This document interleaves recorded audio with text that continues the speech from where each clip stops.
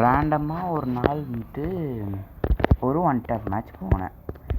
இவன் என்னன்னா first 3 round என்னை அடிச்சுப்புட்டான். சரி அப்படின்னு சொல்லி நானும் காண்டானேன். என்ன பண்ணுறதுன்னு தெரியலை.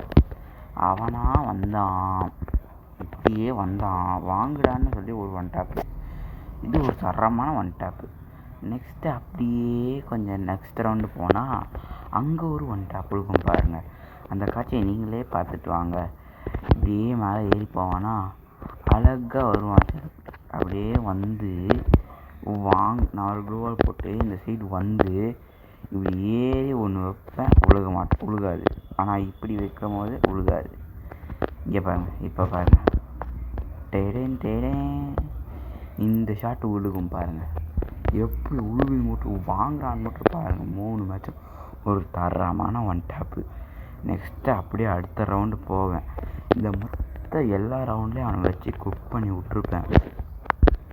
இங்கே பாருங்கள், இப்படியே போகிறேன்னா போய் இங்கே ஒரு க்ளூவால் போடுறேன்னா வருவானா, வாங்குடா பாட்டுன்னு சொல்லி வீட்டுக்கு போக மாட்டான். ஆனால் இப்போ வாங்குவான் பாருங்கள்.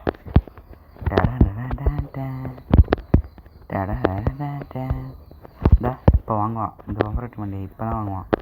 வாங்குடா பம்பரக்கட்ட மண்டையான்னு சொல்லி வாங்குவான் பாருங்கள். இப்போ கரெடுப்பேன் வேலைக்காவது டெசர்ட்டிகளே வச்சு ஆடுவோம். வாங்குவான். இன்னும் ஒரு ரவுண்டு இது வின் பண்ணால் விக்ட்ரின்ட்டு இருக்கும். ஆனால் அவனுக்கு 3 ரவுண்டு 4 ரவுண்டு வின் பண்ணணும். சரி, நானும் கொஞ்சம் ஈஸியாக ஆட ஆரம்பிச்சிட்டேன். இதோ இப்படி ஏறி போவேன்னா 2 க்ளூவால் போட்டு ஃபுல்லாக ஏற ஆரம்பிப்பேன்னா இப்போ பொறுமையாக வெளில வருவார் தலைவர். பார்த்தீங்களா, பொறுமையாக க்ளூவால்லாம் போட்டு ஸ்பேம் பண்ணிக்கிட்டு வெளில வருவார். அப்படியே அந்த சைட் போனால் இப்படி வந்துடும். இப்போ நான் என்ன பண்ணணும் சொல்லுங்கள்.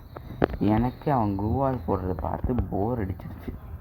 சரின்னு சொல்லி நானும் எமௌண்ட் போட ஆரம்பிச்சிட்டேன். அப்படியே எமௌண்ட் போட்டு ஃபன் பண்ணிக்கிட்டு அப்படியே போனோன்னா வந்துட்டான். பம்பரக்கட்ட மாட்டேன் வந்து வாங்குவான் பாருங்கள். வாங்குடா பாட்டு புயா. அப்படி ஒரு தரமான புயா.